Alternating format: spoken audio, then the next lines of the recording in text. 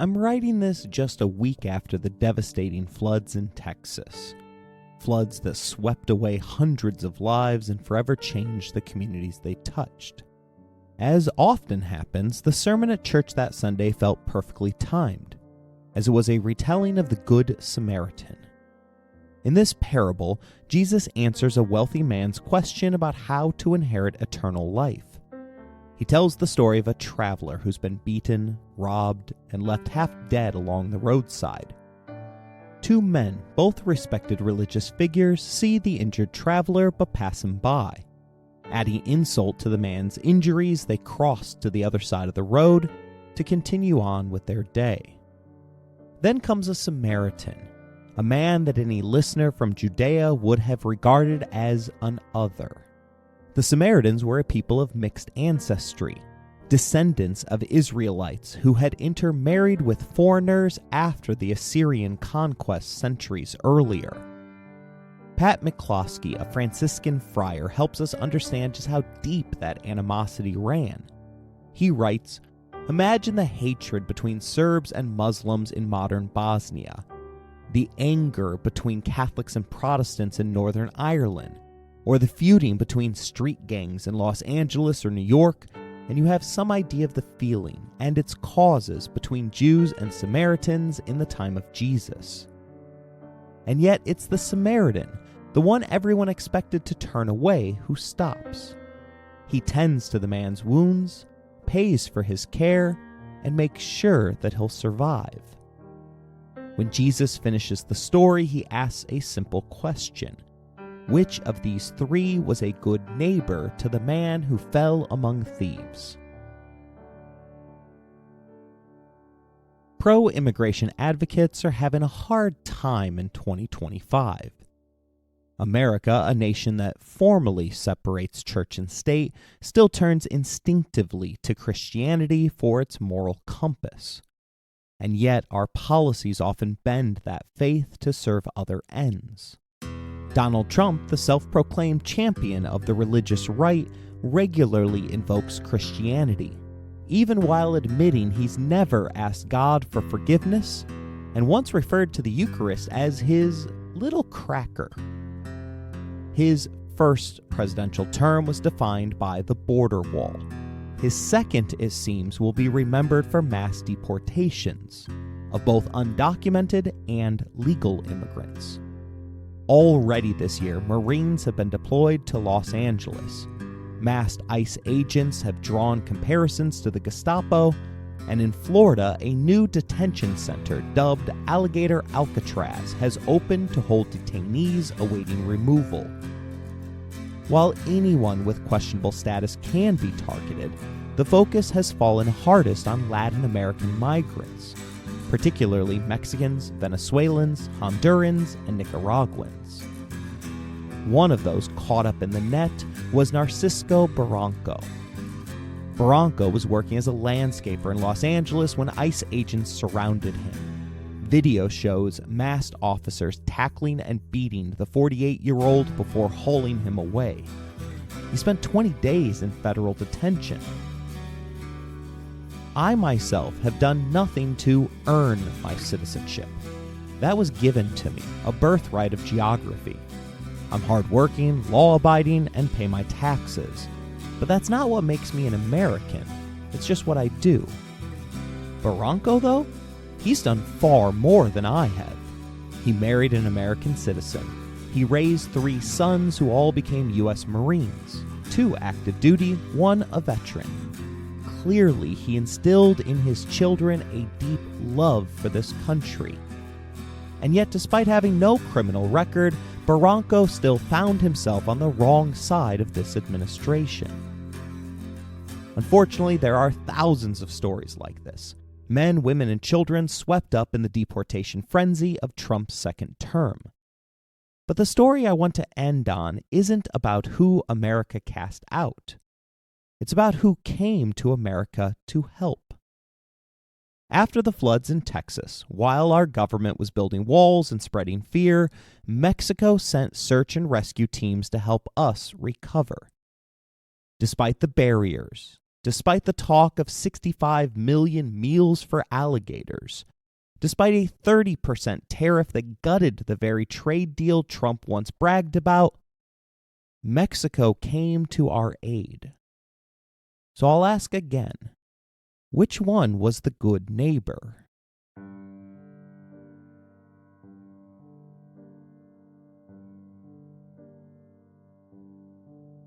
You're listening to Empires, Anarchy, and Other Notable Moments, a podcast designed for deep dives that assist in the teaching of history. This series focuses upon America's dark history of xenophobia. Episode number 4, Deportation Nation.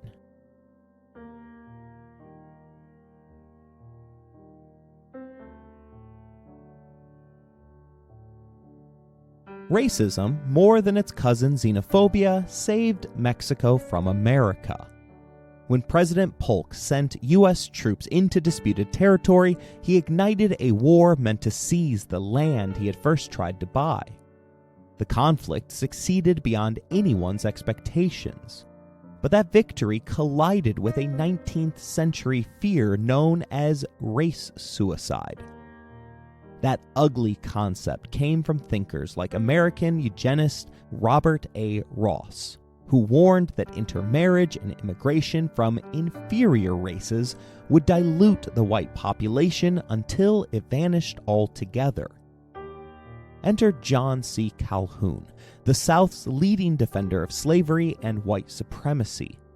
He pushed to limit the spoils of war, making sure the Treaty of Guadalupe Hidalgo included only half of Mexico's territory. The new border delivered land, lots of it, but minimized how many brown bodies came with it. If that sounds harsh, listen to Calhoun's own words, spoken on the Senate floor in 1848. "We have never dreamt of incorporating into our union any but the Caucasian race, the free white race. To incorporate Mexico would be the very first instance of incorporating an Indian race. Ours, sir, is the government of a white race. The great misfortunes of Spanish America are to be traced to the fatal error of placing these colored races on an equality with the white race." In other words, America took the land, but rejected the people. Still, about 80,000 Mexican citizens found themselves living on what was suddenly American soil. To our credit, they were given the option of American citizenship and the supposed protection of their property rights, even if they chose to remain Mexican citizens. It's why in Mexican-American history classes you'll often hear the saying, "We didn't cross the border crossed us." Integration wasn't easy, but over time, Latin American migrants, especially in the Southwest, have woven their culture deeply into the fabric of American life. Tex-Mex food is as common as barbecue. Spanish is the most taught foreign language in public schools, and Taco Tuesday, Cinco de Mayo, and salsa outselling ketchup all tell the same story. American culture absorbs, borrows, and celebrates even those it once rejected. Most debates about Latin American migration, though, revolve around economics.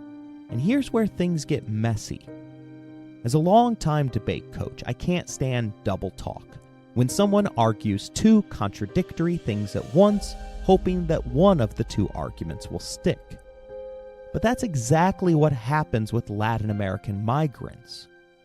We get what I call Schrodinger's immigrant.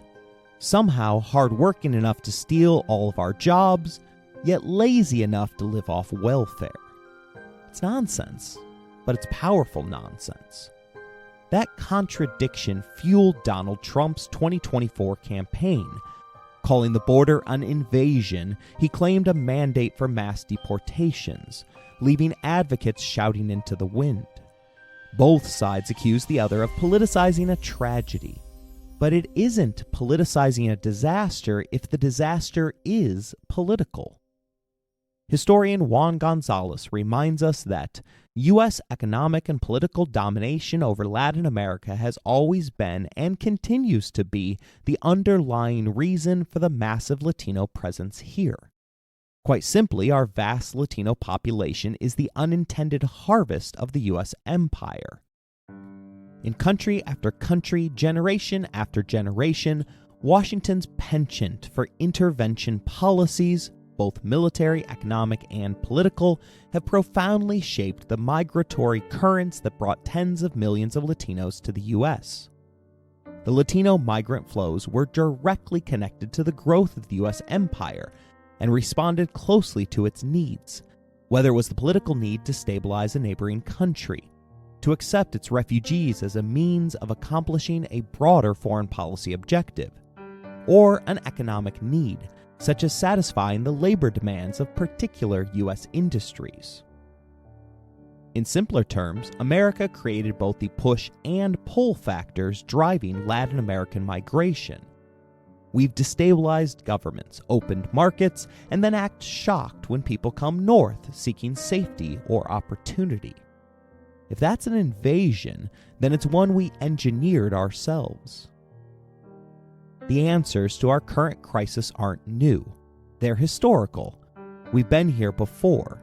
The masked raids, the camps, the walls, none of it is unprecedented. So let's look backward at the history of Latin American migration, the xenophobia that shaped it, and the policies that built the steel door between us. A door that opens and closes not by reason or justice, but by fear.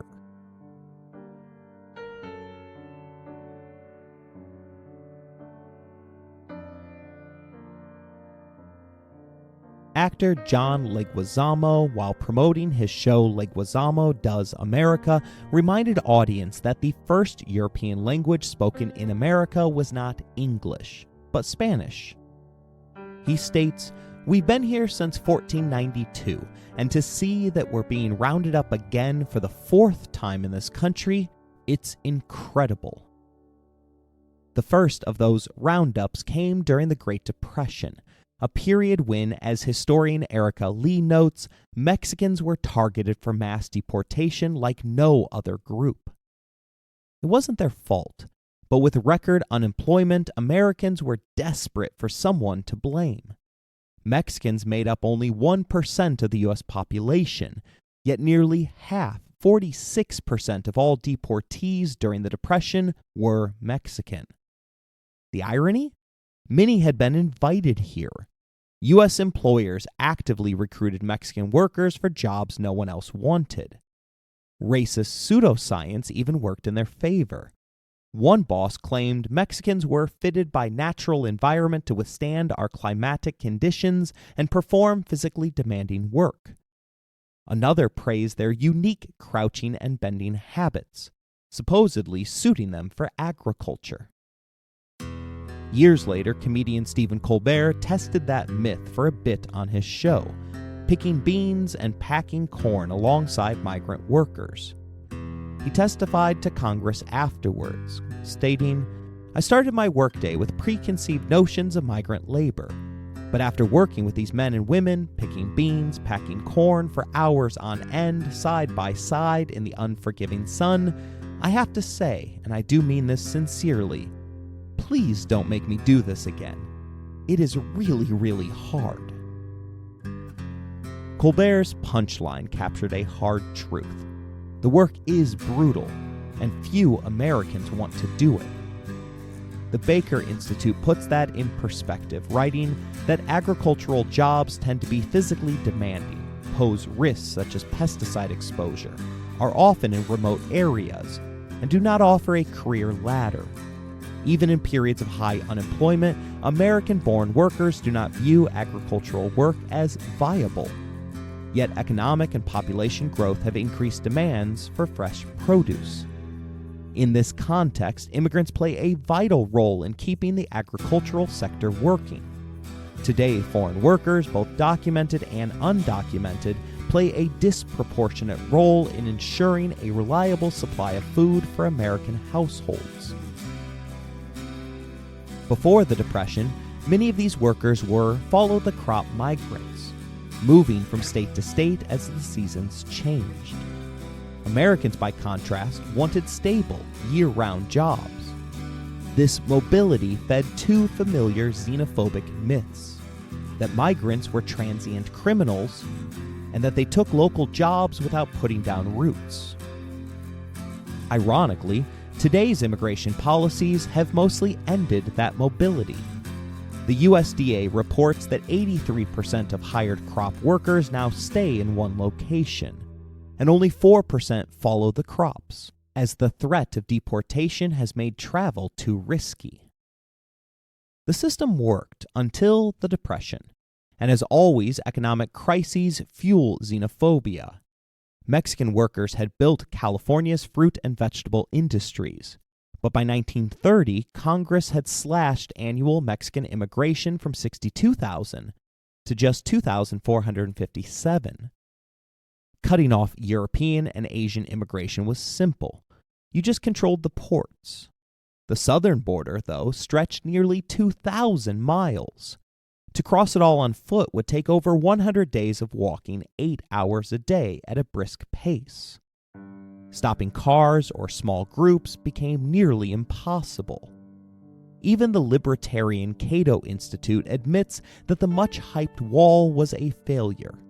In a report titled "The Border Wall Didn't Work," Cato wrote, "While it was always obvious why the wall would never stop crossings, the border wall may actually have been counterproductive. The roads created to build the wall now serve as easy access points for smugglers. Trump may claim Biden's border policies explain the failure, but Biden has maintained virtually everything in place since Trump's 2021 declaration of victory. The wall has not done anything. Illegal immigration would disappear without a wall if it were legal for immigrants to move to the United States. That's the only reform that will create lasting progress at the border." That illegality was created on March 4, 1929, when Congress passed a law making it a crime to enter the U.S. without papers. Lee explains that the laws applied to all immigrants, but they were designed to impact Mexican immigrants specifically. For decades, Mexicans had been encouraged by labor agents to enter informally, without inspections, head taxes, or records of entry. The new laws suddenly made these typically Mexican ways of entering a crime. Common laborers became innocent victims of a situation they are not guilty of creating, sociologist Emery Bogardus observed. Mexicans became the quintessential illegal alien and the illegal alien criminal. Deportation authority existed under the 1917 Immigration Act, but was rarely used against Europeans or Asians. It was just too expensive to ship them home. Mexicans, by contrast, made up 85% of all immigration prisoners in the 1930s. This new quote-unquote crime also led to a new kind of police, the U.S. Border Patrol. As Lee notes, its earliest recruits came from groups like the Texas Rangers and the Ku Klux Klan, organizations with their own traditions of racial brutality. In its first decades, the patrol relied on violence and fear to control the border, acting as what Lee calls instruments of racial terror.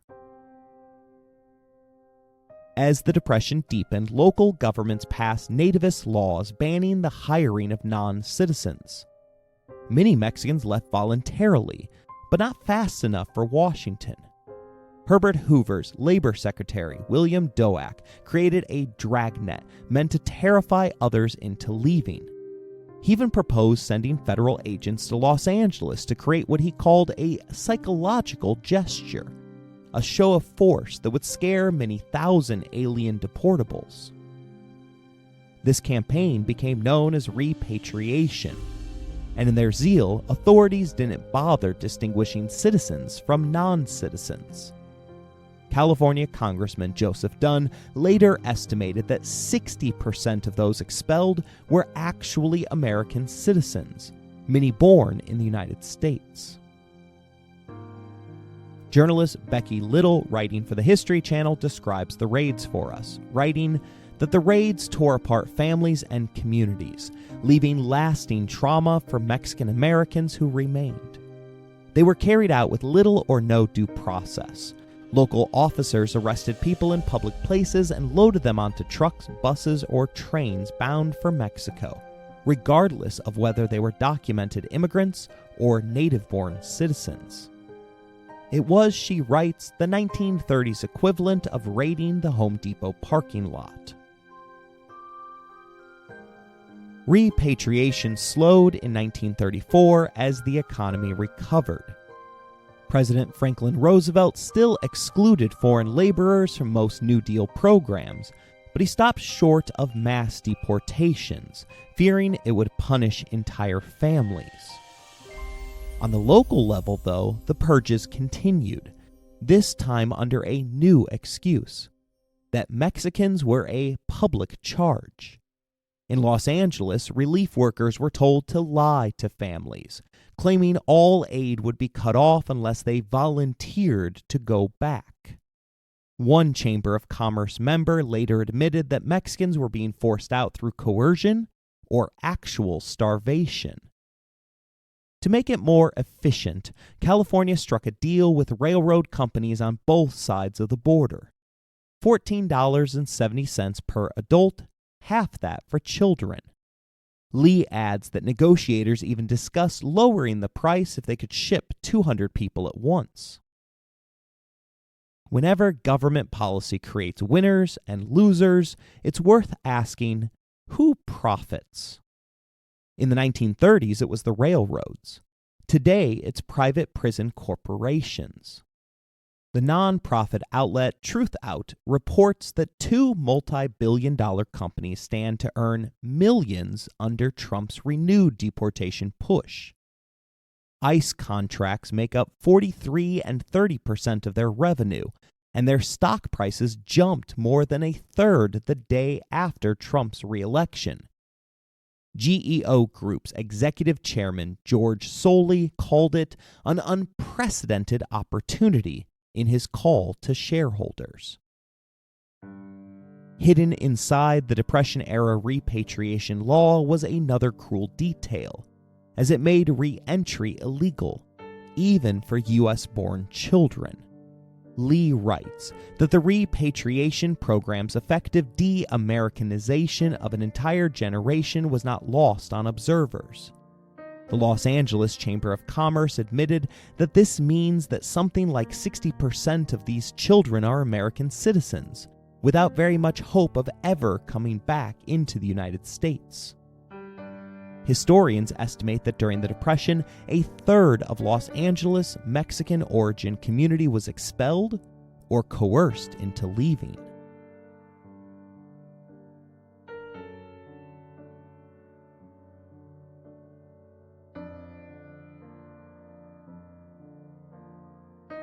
President Dwight Eisenhower, one of the most decorated generals of World War II, understood the costs of militarization. He once warned that every gun that is made, every warship launched, every rocket fired signifies, in the final sense, a theft from those who hunger and are not fed, those who are cold and are not clothed. The world, he said, was humanity hanging on a cross of iron. But Eisenhower also knew that when wars reach your shores, survival depends on having enough workers to build the arsenal of democracy. During World War II, that demand transformed the American workforce. Women became Rosie the Riveters. African Americans migrated north, fueling what would become known as the Harlem Renaissance.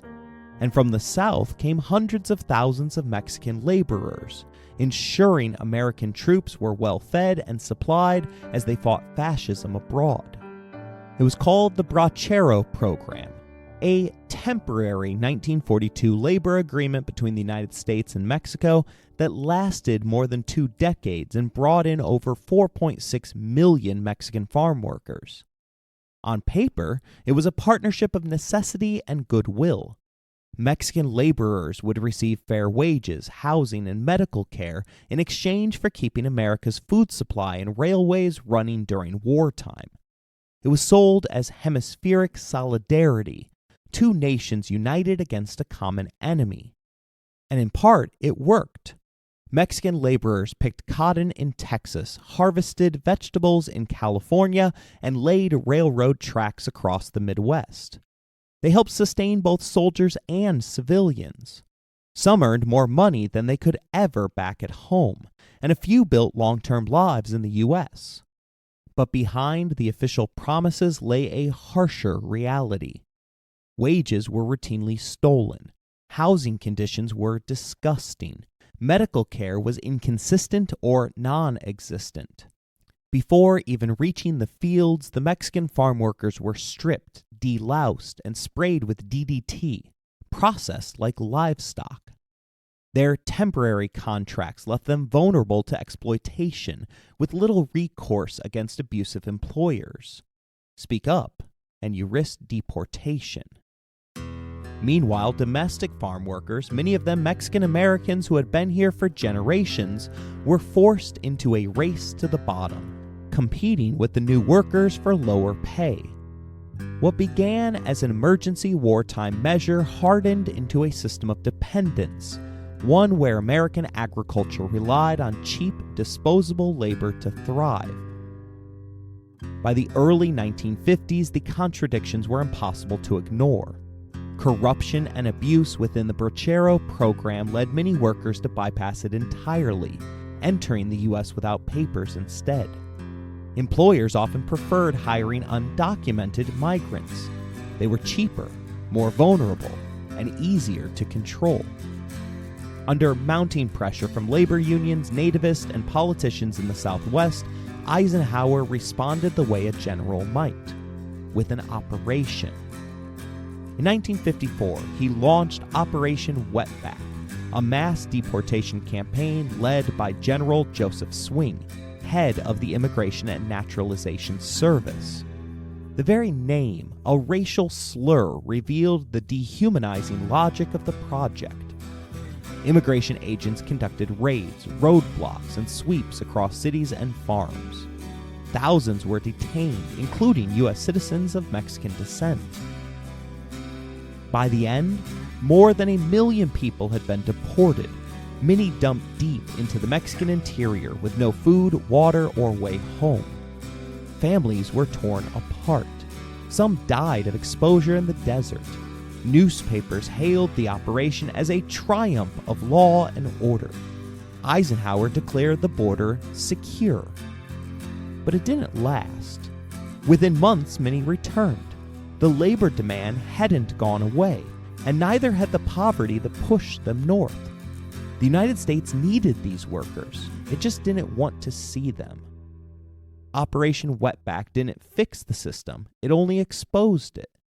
America wanted cheap labor without the laborers, profit without people, and a border that could open and close on command. The Brochero program officially ended in 1964, but its shadow still lingers. It laid the foundations for the modern guest worker system, for our debates over illegality, and for the contradictions that define border policies to this day.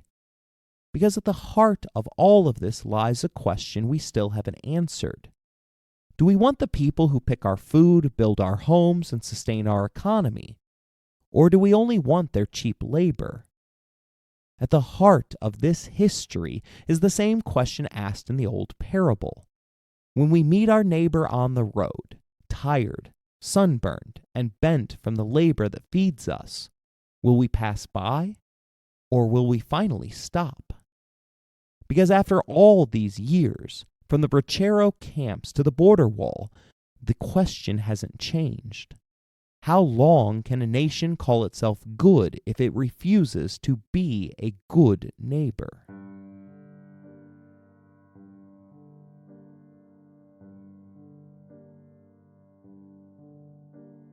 Things were supposed to be different in 1965. That year, President Lyndon B. Johnson signed the Immigration and Nationality Act, abolishing the discriminatory national origins quotas that had shaped U.S. immigration since 1924. As you'll recall from an earlier episode, those quotas stacked the deck in favor of Western Europeans, shutting out much of the rest of the world, particularly Asia, Africa, and the Middle East. Lee writes that the United States had finally established an immigration policy consistent with our national philosophy that all men are entitled to equal opportunity regardless of race or place of birth. It also ushered in a new era of mass migration, predominantly from Latin America and Asia, both of which transformed the United States. But she adds an important caveat. Xenophobia did not end with the 1965 Immigration Act. Johnson's moving declaration of an end to discrimination only masked the perseverance of xenophobia, and the rise of colorblind xenophobia still shaped and motivated by racial anxieties and bias. Under the new system, there were no longer individual country quotas.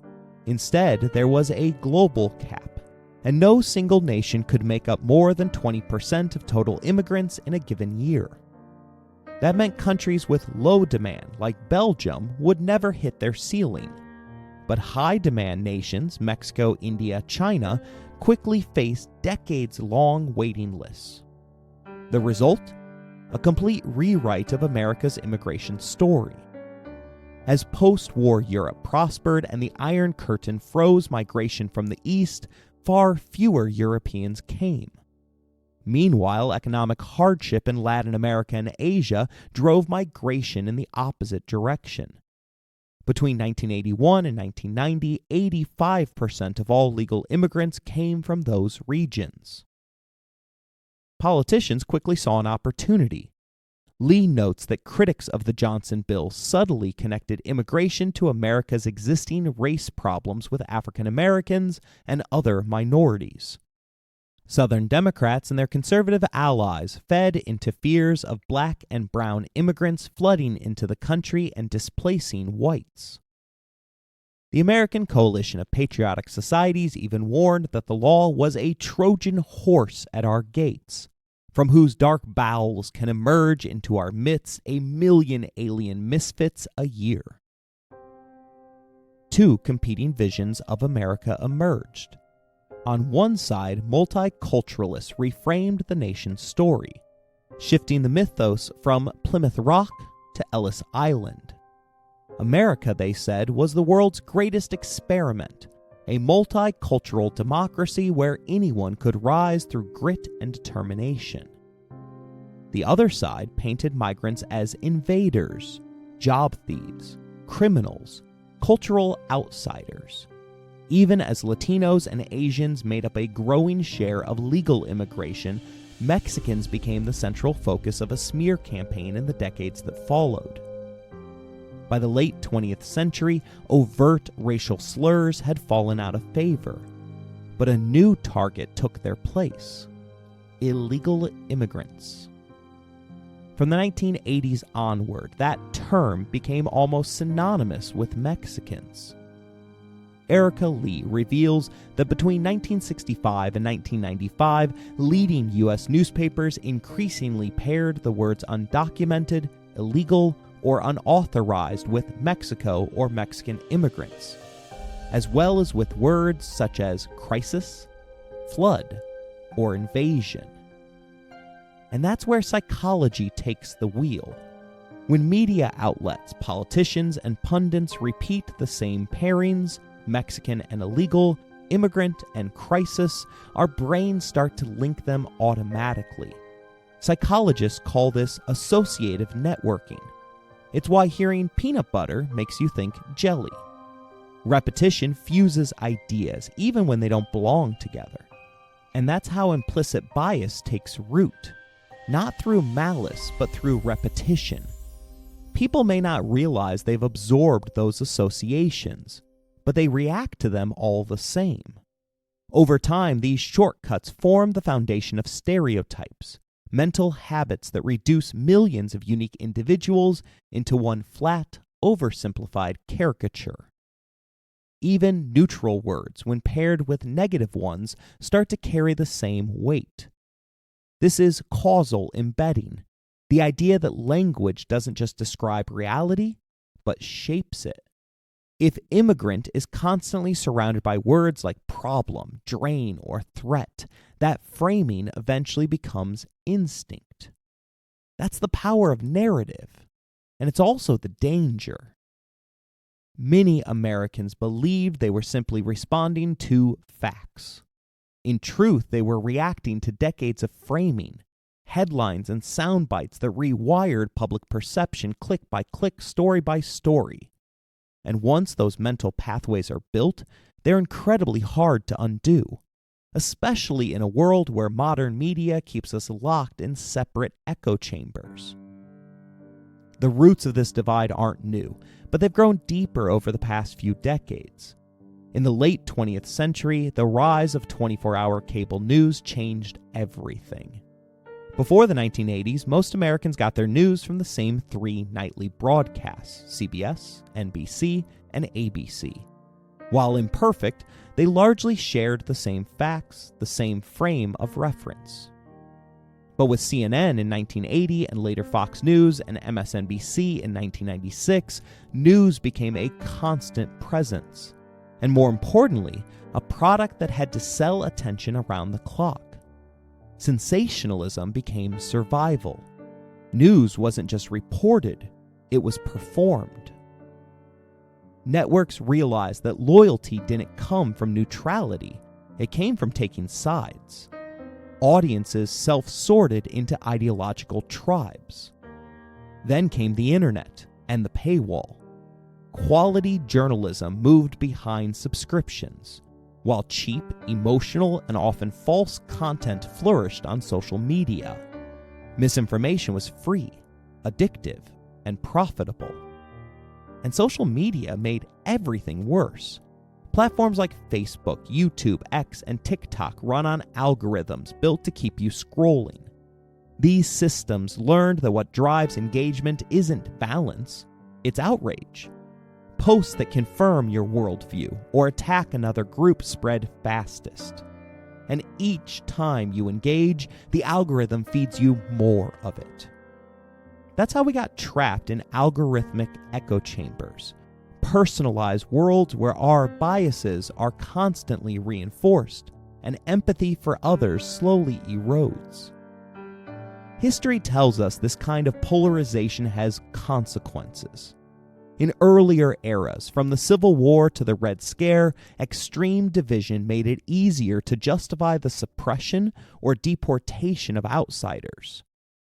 What we're seeing now is an echo of those same patterns, a media ecosystem that profits off division while starving us of nuance and empathy. So when someone hears the word immigrant and instantly thinks crisis or crime, it's not just prejudice. It's the result of a half-century of headlines, politics, and algorithms, all teaching us, in ways we don't even realize, who to fear and who to ignore.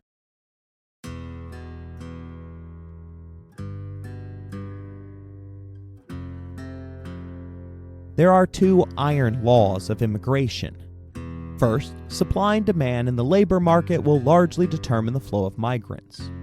Second, periods of economic disruption will always produce xenophobia against those same migrants. In 1964, America ended the Bracero program. In 1965, it established a waiting list for Mexican migrants seeking legal entry while simultaneously stepping up deportation efforts. On paper, this combination should have reduced migration. The federal government had shrunk the supply of legal workers, but it did nothing to curb corporate demand for their labor. In the late 1950s, American corporations relied on 450,000 Mexican guest workers. After the Mexican farm worker program ended, the legal pool dropped to just 20,000. Ignoring the law, Mexican workers continued to cross the border in search of high-paying jobs. American companies pretended the rules didn't apply to them and hired them. As illegal crossings grew, immigration became a hot-button flashpoint in the culture wars of the 1980s and 1990s. Politicians rarely offered solutions. Instead, they leaned into the xenophobia stirred up by economic uncertainty during the Reagan years. Reagan's reforms targeted employers, but were only marginally effective. Owing to his boss's failure, George H.W. Bush later redefined employment-based visas, creating a lottery system to bring in migrants from historically underrepresented nations, and established temporary protected status for countries facing conflict or disasters. Bill Clinton campaigned on being tough on crime. His policies barred undocumented immigrants from public benefits like welfare. Despite this, the myth that migrants drain government resources persists. Clinton also expanded the number of offenses that could trigger deportation. Lee writes, "The result has been what many have called crime-agation, the merging of criminal and immigration law. Immigrants, both undocumented and lawfully present, become subjected to a double standard that allowed the U.S. government to inflict far greater punishment, deportation, than the crime. For example, traffic offenses merited and treated non-citizens far more harshly than citizens." George W. Bush entered office hoping for comprehensive immigration reform. His campaign had benefited from strong support among Latin American voters. But illegal immigrants can't vote, so he constantly favored stronger border security. Most legal immigrants agreed with him, as they expect newcomers to follow the same legal process they did. But then came 9/11. The newly formed Department of Homeland Security created 3 new agencies: ICE, U.S. Citizenship and Immigration Services, and U.S. Customs and Border Protection. Suddenly, the federal government had vastly more power to track, arrest, detain, and deport migrants. From 1975 to 1995, Lee tells us that the U.S. averaged 29,000 removals per year. By 2000, the number jumped to 188,000 deportations. Each subsequent administration has broken that record. Barack Obama was labeled the deporter-in-chief. His policies focused on high-priority migrants, those deemed threats to public safety or national security. He completed 651 miles of border fence and expanded migrant detention from 33,000 to 360,000 beds across 200 facilities. Yet Donald Trump still portrayed him as weak on the issue.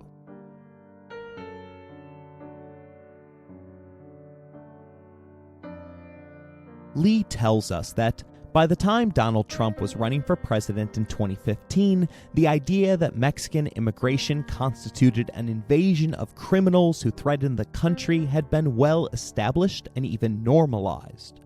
Trump was just repeating a message that had been gaining traction for decades. What was so curious about Trump's view of Mexican immigration was how outdated it was. Mexican immigration had indeed increased during the late 20th century, but it was no invasion. In 2000, foreign-born Mexicans accounted for only 3% of the total U.S. population. The total Hispanic population in the United States remained a relatively small portion, 13%. By the time Trump was calling for a border wall, net migration from Mexico was below 0, meaning that more immigrants were returning than arriving. Undocumented entries had plummeted to historic lows, and the undocumented population was at its lowest point since 2003.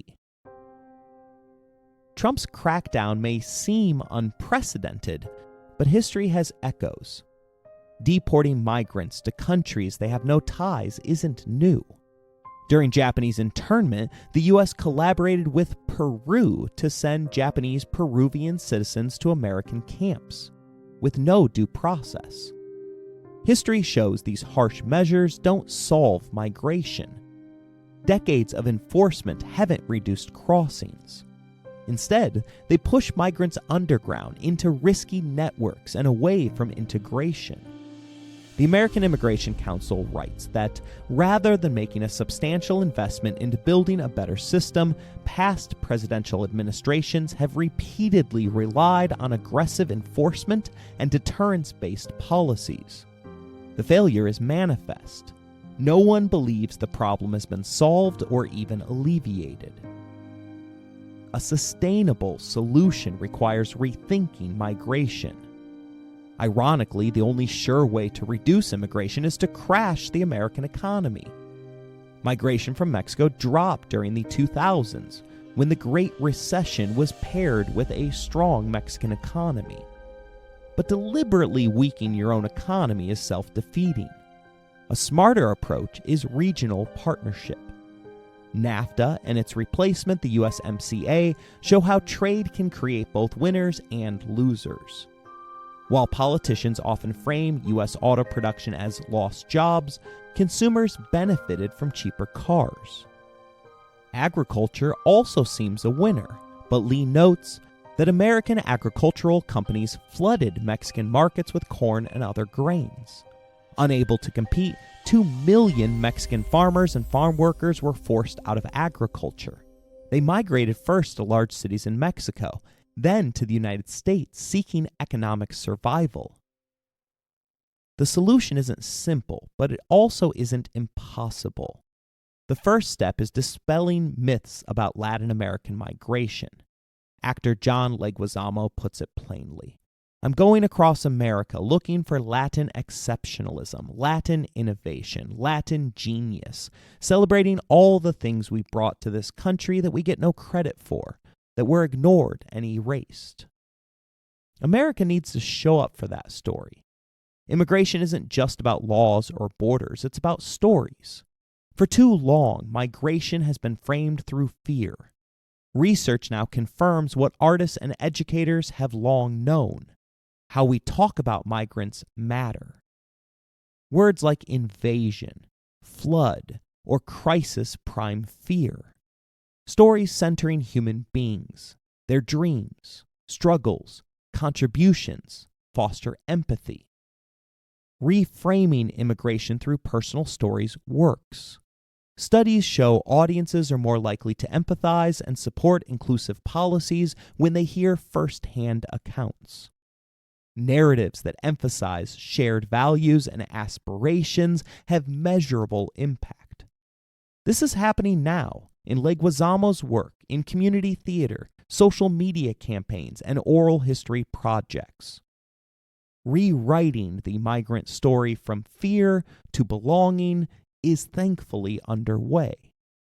Walls, crackdowns, and harsh policies may shift the path, but they don't erase the journey. People move to survive, to dream, to hope. Take Alex Diaz, a 23-year-old bus driver from Honduras. He's not a criminal, nor is he a caricature. He tried to do things the right way, waiting for a U.S. asylum appointment. But the system failed him. Policies had shifted across presidential administrations. Restrictions had tightened. He was left with nothing. He said, "I don't want to come in illegally, but Trump can't take the American dream from me." Migration has always been about hope, not lawlessness, not exploitation. Hope for something better. Hope for safety. Hope for a life that values their labor and recognizes their worth. If we want a functional system, a thriving country, and a story that includes all of us, we must start with the truth. People like Alex Diaz are not threats. They are testaments. Testaments to perseverance, to resilience, to what it means in the deepest sense to believe in America. So I ask again, who is the good neighbor? Is it the walls we build, the policies we enforce, the fear we legislate? Or is it the person who stops, sees another in need, and chooses compassion over convenience?